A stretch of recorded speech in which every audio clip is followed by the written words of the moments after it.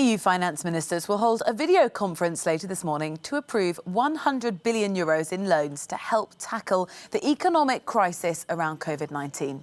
The so-called SURE scheme provides temporary support to mitigate unemployment risks in an emergency. The regulation now needs to be formally adopted by the European Council.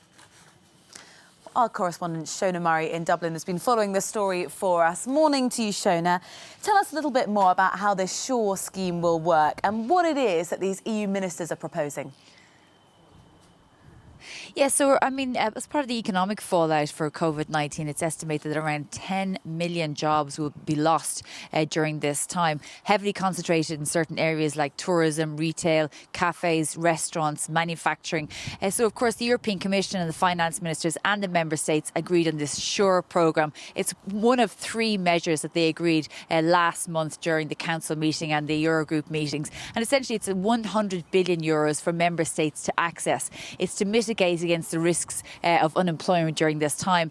Member states can access this through loans, but very favourable loans, and it means that they can pay employers to keep people on the books to ensure that once the sort of economies are opening up, employees can get back to work as soon as possible. And it also means that employees who have lost their jobs due to COVID, either because their business have closed down or because of sickness, they can also access this funding. So the majority of member states, it looks like, will be accessing it, but the EU is saying that the ones that really need it the most should be the first to do so.